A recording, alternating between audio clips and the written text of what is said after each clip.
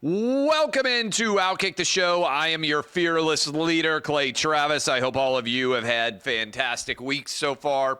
I started off the week up in D.C., got back late last night. Going to finish the week down in Florida. At least that is the plan for all of next week with Memorial Day week. I'll be doing Clay and Buck, but probably will not be doing the OutKick shows. You may see me on Fox News if they send the camera crews down, though. A lot of different activity going on, NBA, NHL, Major League Baseball.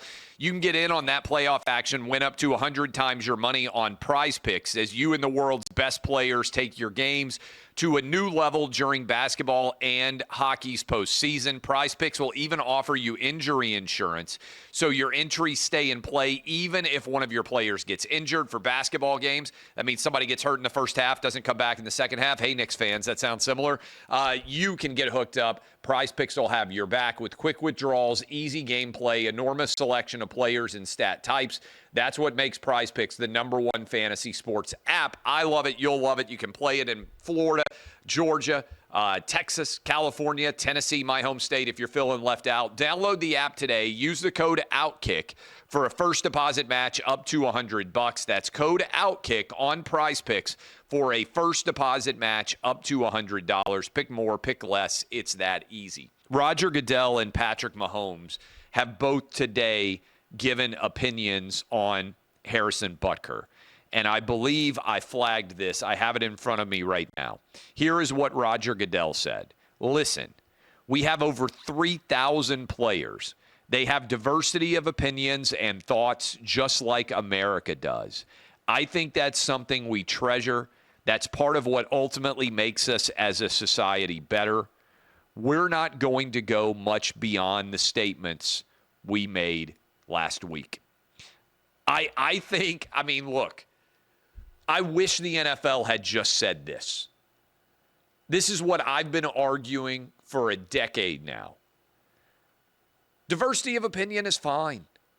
You don't need to weigh in on every single opinion that an employee has in their private life. I happen to agree with a lot of what Harrison Butker said. I'm not sure I would have delivered that the exact same way in a commencement address. Of course I wouldn't. Just like I wouldn't deliver any other body commencement address the exact same way, because I actually write my own words. I write my own books, unlike most people who publish books. And there's no teleprompter for anything that I say on any day. I've given a commencement address. I spoke at Martin Luther King Magnet High School probably 8 years ago, something like that. I'm not sure what year it was. Michelle Obama was the commencement speaker the year before me. I think Obama was still president, so it probably would have been around 2015, something like that. Patrick Mahomes has also weighed in.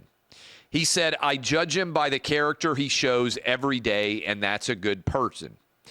We're not always going to agree. He said certain things I don't agree with.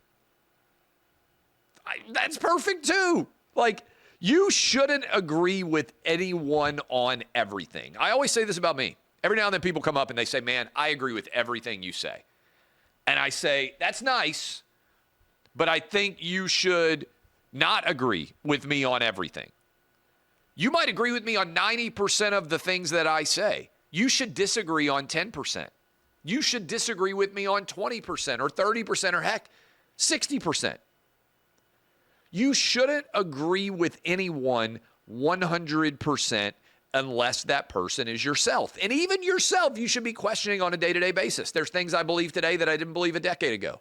I'm willing to change my mind based on the facts. 3,000 players. They're not all going to believe the exact same thing. They're going to have different religions. They're going to have different political beliefs. They're going to have different values. That's good. That's healthy. I wish Roger Goodell had just said that instead of allowing the DEI people to come out. And by the way, you shouldn't have to agree with anybody on everything. I bet Patrick Mahomes agrees with most of the things that Harrison Butker said. He doesn't have to agree with them on everything. Buck and I do a show every day for 3 hours. We don't agree on everything. I've been married for almost 20 years. There's plenty of things, trust me, that my wife thinks I believe that are crazy, and vice versa. That's how life is. This is the way that the responses should be. I give credit to Goodell. I give credit to Mahomes. Thank you, and an encouragement a challenge for all of you out there to try to follow in what my stepfather-in-law, Larry Kornacki, did for me and for OutKick. Last 3 weeks or so, my family's been dealing, unfortunately, with a major health issue. Larry Kornacki, 78 years old, passed away in an East Tennessee hospital on Saturday. He'd been married to my wife's mother for the past 25 years. So I say stepfather-in-law, but the reality is I feel fortunate to have two father-in-laws, one who is my wife's father, and the other one who I met the minute that I started dating her, basically, and have known as a father-in-law as well. And I just want to tell you a couple of stories, but I want to start with this. If you're watching me right now on OutKick, if you have ever read an OutKick article, you partly are doing so because of Larry Kornacki, my 78-year-old, recently deceased. He died on Saturday as the after effects of a major stroke that he had a few weeks ago. We've been traveling back and forth, particularly my wife a lot, but also me, back and forth trying to help manage everything associated with that. He passed surrounded by his friends, family, had an incredible life, very successful business person. And some of you know the story of OutKick. Some of you don't. I founded OutKick in 2011 after I was fired by FanHouse. Many of you don't even know what FanHouse was. It was a sports media site, employed over 100 people. In January of 2011, the last event that I covered was Auburn against Oregon in the national championship game that year out in the Phoenix area. I came back home. I was on a panel discussion about the future of sports, not even joking. I turned my phone off, which I almost never do. When I turned it back on, FanHouse didn't exist anymore. They had sold FanHouse effectively to Sporting News, which I believe has also now gone bankrupt. Everybody essentially on FanHouse's roster got fired. This was a really tough time for me personally. I had two young kids, a 2-year-old and a 4-month-old. Mortgage, family responsibilities, wife working full-time as a guidance counselor in Williamson County Public Schools. And I was doing a local sports talk radio show that some of you will recall. Some of you found me then, called 3HL on 104.5 The Zone. I was making right around $40,000 a year from that radio show. Suddenly, I was making no money at all to write. I was approaching 33 years old. I had been writing online for almost 8 years. I had written a couple of books that had done well on Rocky Top and Dixieland Delight. I kept feeling like at some point I was going to be able to make a living in sports media. But at that point in time, I felt like a complete and total failure. Anybody who's been fired, particularly if you've been fired and you had nothing to do with getting fired.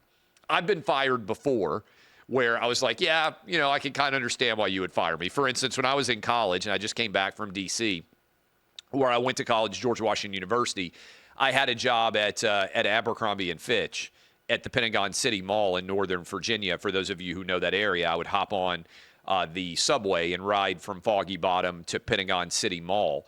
And I worked in that Abercrombie & Fitch, and they used to post all of the times that you would be expected to be there on Sunday. And I called in because I was given Washington Redskins tickets, and I was like, yeah, I can't come in today. And then another time they would post late. They would usually post the weekly calendar late on Saturday night. And a lot of times, most of the time, I was out late on Saturday night, and I would never call. And so I would sometimes get calls I was still in bed, like, hey, you were supposed to be here a few minutes ago. So I understood why I got fired there. I hadn't done anything to be justified in being fired at FanHouse. In fact, I'd worked my ass off. I wasn't making very much money, but the managing editor at the time said, we love everything that you're doing. You have the national columnist title. Was a young guy, relatively, to have that title, and we're going to get you paid as such. I thought I was going to finally be making $100,000 a year to write. I was ready to do cartwheels. I thought I had made it. I probably would have signed a 10-year extension for $150,000 a year and not even blinked because I would have been so excited to get that locked in. That would have that at that time that would have seemed like an inordinate amount of money to be able to take care of my family. Instead, I got fired. I had no job. And sometime that late winter, early spring, I remember the conversation very well. I was at a Lebanon outlet mall. For those of you who know the area of Nashville, if you get on 40 East, there is a Lebanon outlet mall, not a high-end outlet mall. I don't know how many high-end outlet malls there are anyway, but this is not like a super high-end Lebanon outlet mall. My wife and her mom were shopping, and I was there with Larry. And I was talking to Larry as we were sitting around waiting on our respective wives to get tired of shopping, which could take a long time. And I told him about how frustrated I was, that I felt that I had done a good job at CBS Sports, that I had done a good job at Deadspin, that I had done a good job at Fan House, and yet all three of those places I was no longer employed at. Now, I left CBS to go to Deadspin. I've written about this before, but just kind of as a background. And he told me right then and there, you should start your own sports media company. And I never really knew anybody who owned their own business. I knew just about everybody in my family was an employee. And Larry had owned his own food production business in Michigan for basically his entire life. He had always been his own boss. And he told me, hey, you should start your own sports media company. And that way, because I was worried, and this is really the impetus behind why I started OutKick, I just wanted a place where I could say exactly what I thought, and I didn't have to worry that one morning I was going to wake up and find out that I had been fired. And a lot of you who are longtime OutKick people will remember how often I used to have fun with the idea of, oh, OutKick's got to fire Clay Travis now. What he's done is unacceptable. I had a lot of fun with that, but knowing that I controlled my own fate was incredibly important to me. And that was because of those conversations with Larry, why I started OutKick. And like many people who start a small business, I was terrified that I was going to fail. I had to sell all the ads. I had to write all the articles. I had to edit all the articles. It was the very essence of a small business. We built OutKick up over the ensuing decade. I sold it 3 years ago. But if you've ever watched or read OutKick, I'm not sure really that OutKick would have ever existed without Larry. And I encourage you to go read. I wrote an article about how much he meant to me. But really what I want many of you to take from this is as you start to age, and I'm 45 now, some of you are older, some of you are younger, you don't have to start something yourself to make a huge difference in people's lives. You can merely be the voice to encourage someone that they're capable of something that they haven't done before.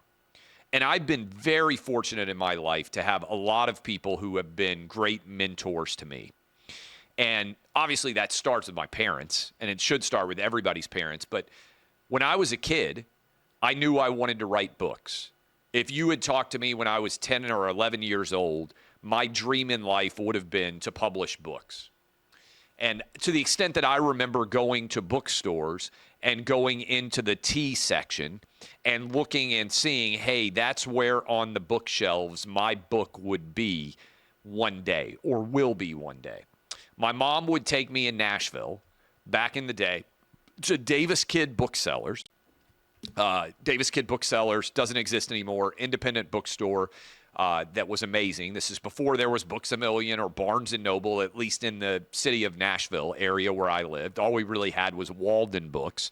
For those of you old school nostalgia people who remember a Walden Books in a mall, nothing against Walden Books, but it was the only bookstore that many of us had access to. I would go to Davis Kid, which is the best independent bookstore and best bookstore in Nashville, located in Green Hills, where the rich people lived, because I lived in Goodlettsville, Tennessee, which was not, trust me, where the rich people lived. We would go to Green Hills, where eventually it was in Green Hills Mall, but back in the day when I was a kid, it was in Grace's Plaza, I think was what it was called, in Green Hills. And they would have book signings. And I just remember how remarkable it was to see someone who had actually written a book and get them to sign a book and to talk about writing their books. I really believe this, before you can accomplish anything, you have to believe that it is possible. And the first inclination that you might be able to achieve something is seeing someone else do it. And so seeing that someone else had written and published a book to a kid from Goodlettsville, Tennessee, in public school was a big deal. And similarly, sort of 13 years ago, when Larry, who owned his own business, said essentially, I see in you the ability to also own your own business. You should do this. It was incredible. I've talked about this a few times before. My uncle, when I was first starting to write online, you should expect your parents, hopefully, to say, oh, you're great. You're going to be able to make a great living. You're the best writer ever. You're the best basketball player ever, whatever it is. Your parents should be your biggest fans. But my uncle was the first person to say, hey, you know what? Clay's articles that he's writing online are pretty funny. I think one day he could make a living doing this. My uncle, who is still alive now, over 90 years old, Hugh Travis, banker, not somebody who is the kind of person who's just effusive in praise, very logical, very rational. That made a big deal. That was a big deal to me. I was probably 25, 26 years old at that time. It's hugely important to me what he said.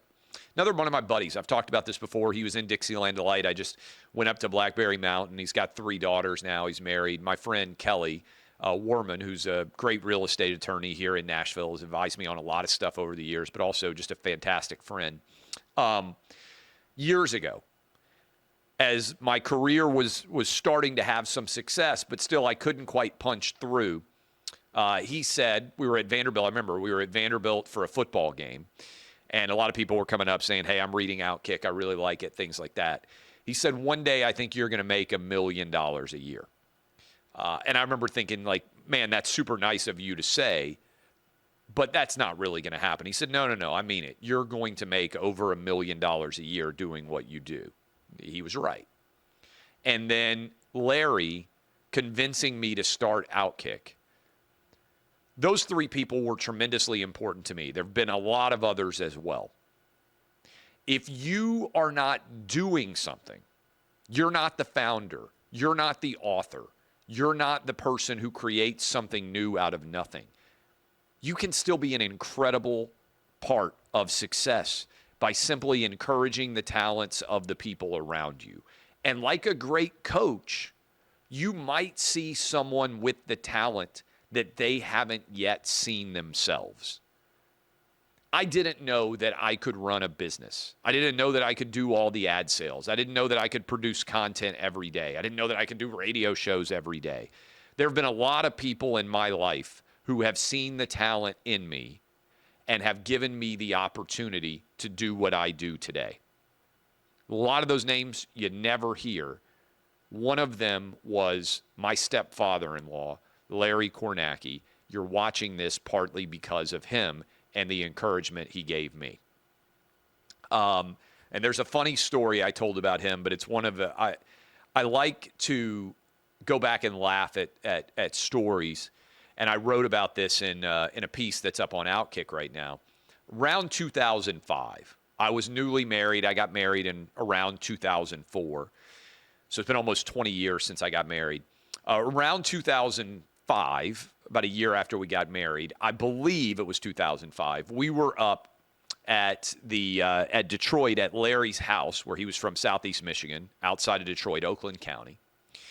Big, by the way, Larry was a big Detroit Lion fan, loved their run in the playoffs this year. Also, big booster, loved Oakland University, which is located in Oakland County where he lived. Loved when they beat Kentucky in the NCAA tournament. We talked about that in March. As soon as the game happened, I called him because I wanted to talk about him. We talked about sports a lot. He called me as soon as Tennessee beat Alabama. He was a big sports fan. And I was at his house 2005, and my nephew, Chase, who at that time was around 5, 6, 7 years old, young kid. I was Uncle Clay.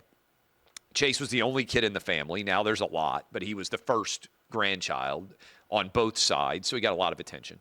We're in the backyard shooting basketball on Thanksgiving, as often you do at Thanksgiving, football or basketball. Weather's good enough, you're outside playing as the cooking is going on, at least in my experience. I can't cook anything. And he wanted to make money.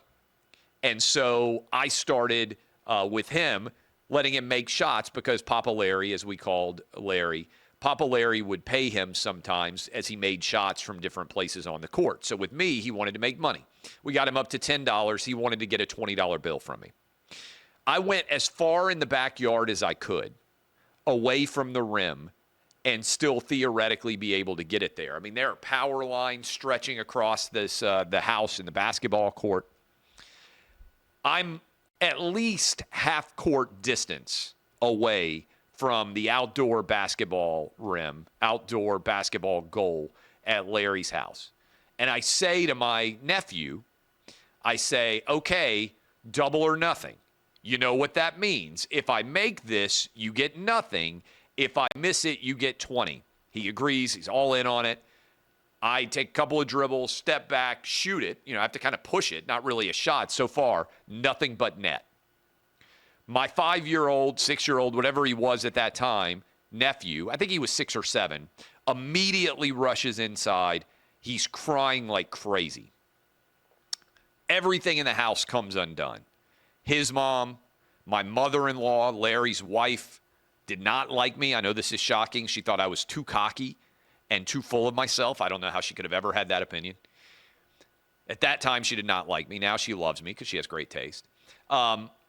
So they're uproar inside, and I don't even want to go inside. I can hear the noise from inside. Door opens up. My wife walks out. We've been married roughly a year, in our 20s. She just lets me have it over the fact that I was gambling with her nephew in the backyard.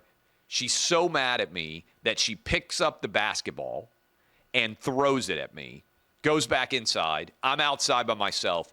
Larry comes out. Larry comes out, and he's laughing.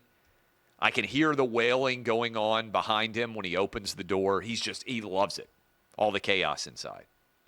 And I'm paraphrasing him here, and I wrote about it. But the very first thing he says to me is, boy, if you really need to borrow $20, you could have just asked me. Doubles over with laughter. That's the kind of guy he was. And I just want all of you, maybe you're the dad, maybe you're the granddad, maybe you're the son, maybe you're the uncle, maybe you're the friend. All of you out there, you will at some point, trust me on this, in the next 5 or 10 years, see somebody with talent that you believe in who is struggling because of the natural slings and arrows of life. Can be in business, can be in relationships, it can be in finance, it can be in any aspect of life. Maybe it's school. They will be struggling, and you will know they are capable of better.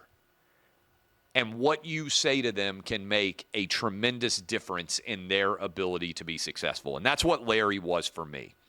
And so I just want to take the time today to encourage you to be for others what Larry Kornacki, who died at the age of 78 on Saturday in East Tennessee, was for me.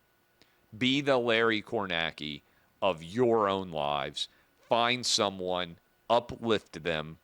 Find someone with talent who may be able to do far more than they ever thought they were, and give them the opportunity to do that. Okay. I'm going to have to roll some of these stories over because that aspect of this really does matter a great deal to me. But let me hit you with a couple of far less significant stories. Oregon. There's a story out today where somebody is ripping me. I don't know exactly the guy's name because he has me blocked. You know what? I'm going to do this tomorrow because I've got to do an interview here coming up at 3:30 with a media company. They're doing a big profile on Clay and Buck. So I don't have time. I'm going to star this. I'm going to go in on this Oregon high school dude who won the 200-meter state championship as a sophomore pretending to be a girl, and the fact that the sports media is defending him. I'm going to talk about all that tomorrow. That's flagged, just so you know. One last thing here before I go. There's a documentary up about the history of sports media.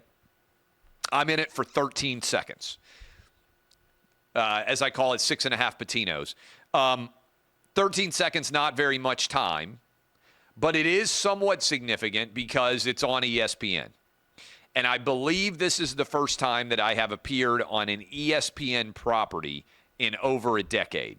Now, to be fair, I believe I talked for over an hour, and I think the reason I'm only in it for 13 seconds is because they didn't want to cut me entirely from the documentary, but they wanted to put me in for as small of an amount of period of time as they could. But I'll take it as a positive. Maybe my banning at ESPN has ended, or maybe they're looking at this as Stephen A. Smith's production because it's his production company that did it. But credit for that actually existing, for the 13 seconds of brilliance, which I tweeted out and you guys can all watch, that now that I am featured in there. All right, I got to go do this interview right now. Let me check. I believe I was already on with America's Newsroom a little bit earlier today. I'm going to be on with Jesse Waters tonight, so that should be good. And you can watch me tonight on Fox News. That is where we are headed. So just FYI, I'll be on a little bit later. I've got to go do this interview now. I'll also be on with Withrow and Hutton on their show, like doing 8 different shows today. But appreciate all of you. Be the Larry Kornacki in your own lives that he was for me.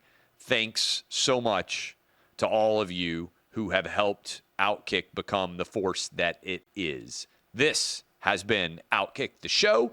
DBAP, unless you need to SBAP.